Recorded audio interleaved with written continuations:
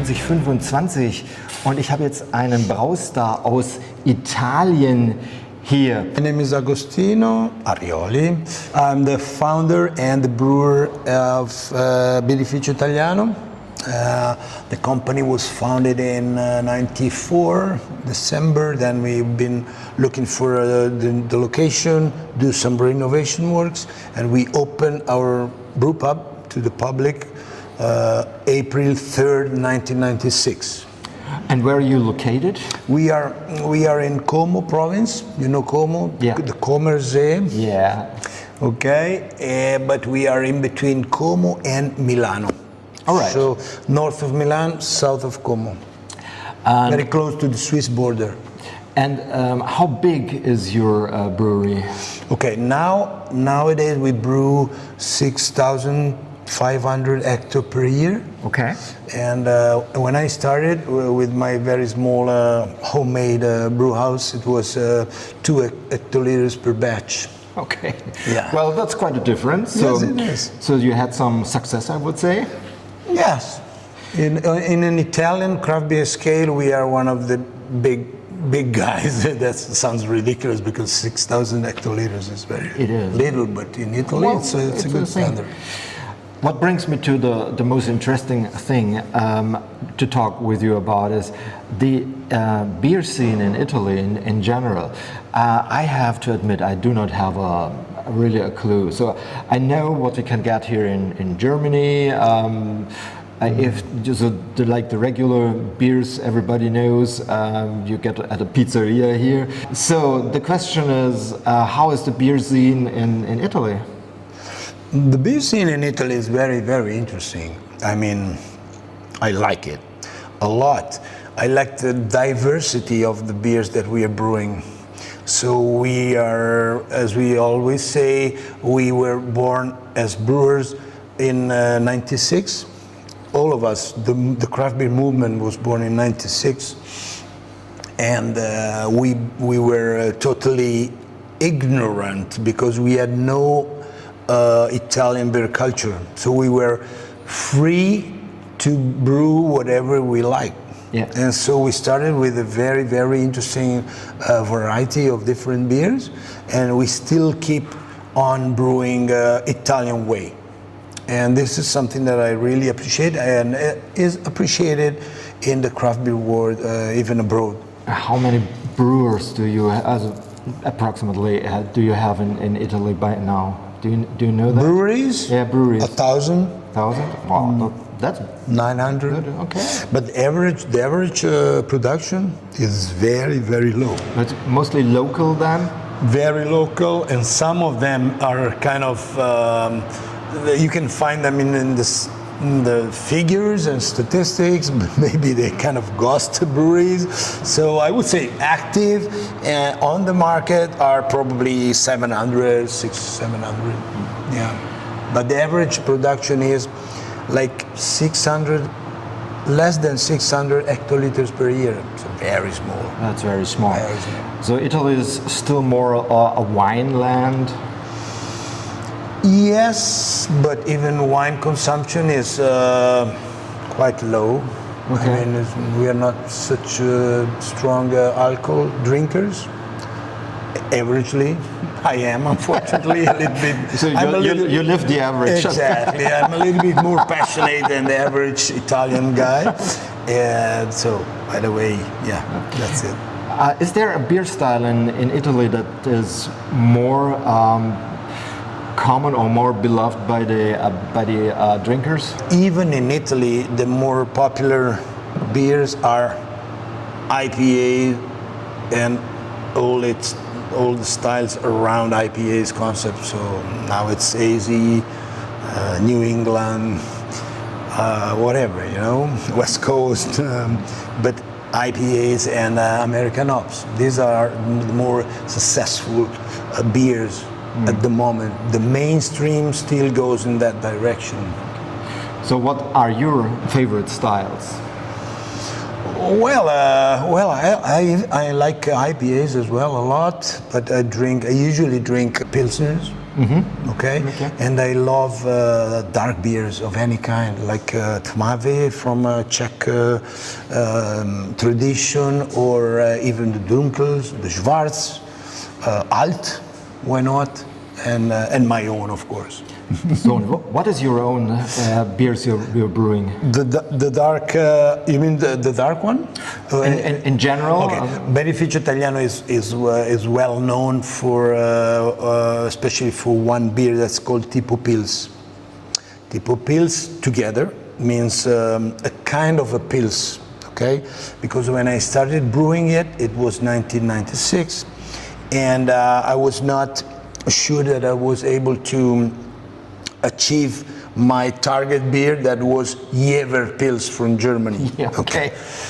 But I was not really confident in my skills, and I called it Tipo Pils, a kind of a pils. So don't bother me if it's not really a pils. So, and it came out a really different beer from the German standard, and even from the Czech Republic standard, because I started, after a few months, I started doing some dry hopping. Yeah. It was actually a double dry hopping, because I used to dry hop in the fermentation tank, and then using loose pellets in the maturation. So it was the double dry hop Pilsner, and which is not very common for a Pilsner. no, it was the only case at all 30 years ago. I was traveling in England, and I've learned that the publicans used to put some hop plugs into the casks before they plug it, you know? And I said, I can do this because my tank is very small. So I can put the hop inside. And that's what I did. So it's like, it started like this. And then I think I love hop more than the beer. So I started to dry hop, not all my beers, but many. From my kind of bock, Tipo Bock, to any kind of Pilsner that I'm brewing. Okay, so this is the beer that made you big. The Tipo Pils, yes, definitely. And still your most famous beer? It is, because it's a kind of a cult beer all over, because it's the mother of the Italian Style Pilsners. Yes. So people who are brewing Italian Style Pilsner, usually they know about the Tipo Pils. Okay. Because it was the first one. Yeah. And so yeah. That's it. And what's the at the moment the style you like most to brew? No, right now I'm well, I told you I like dark beers, yeah. But they don't sell. Yeah, okay. So I'm brewing the dark beer only for me. Well, okay. Fair enough. After that, right now I'm looking for a light alcohol. Interesting and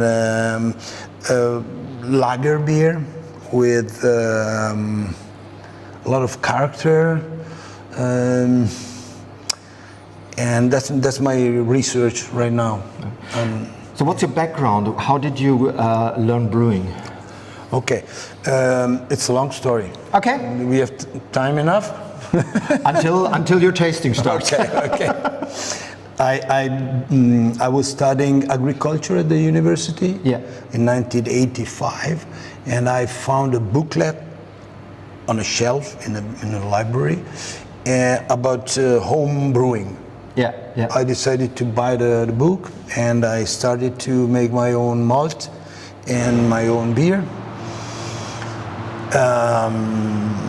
Then my first attempt were very bad, because if you try to do both malting and brewing together, it's very difficult to understand what's wrong in your final.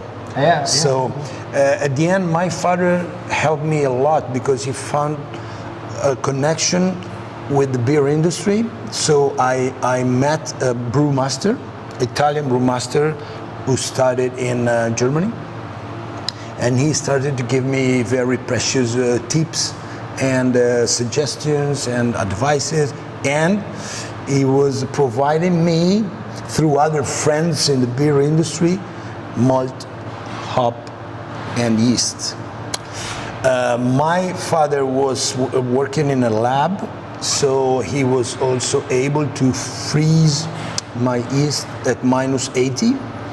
So every time I was home brewing, I was doing a starter, starting from the freeze. So very low viability, but I did a very long starter. And so I was able to brew lagers because I had a very performing cooling system. And then at the so when I was traveling to Germany, in Karlsruhe, and then in British Columbia, in Canada, and I knew what a Gasthausbrauerei or a brew pub is. Okay, it was 86, and I decided, yeah, this is what I want to do. Okay, so I finished my studies. I did an experimental thesis at the end of my university about beer colloidal stability, together with a Swiss filtration company and the university in an industrial brewery in Italy. And then I was hired by them, and I worked in the beer industry for 1 year, quality control, packaging. I was part of the panel test, and then I started to plan my own brew pub, and I did a couple of apprenticeship in Germany, in Constance and in Freiburg, and what else? That's it. Well, quite a journey, I would say. Yes. And you're you're brewing quite a long time by now. Oh yes, I've been home brewing from 85 to 95, 96. The funny thing that I was telling some other people right now is that I've been brewing the same beer for 10 years, because I'm kind of a square-headed brewer, and my thought was, I want to understand why every time the beer is different. But I'm trying to do the same beer, but every time it's different. So I was taking notes of everything, doing a lot of tasting, and I think I learned a lot this way. Oh, I guess so, yeah. Yeah, because switching from a beer to another is more fun, maybe, but I was only concerned about consistency. And I'm still concerned about consistency a lot. Well, so I guess you will have some very faithful years of a brewer ahead. So oh, yes. Go on brewing, and thank you very much Thank you. for Thank you. having time. Thanks. It was a pleasure.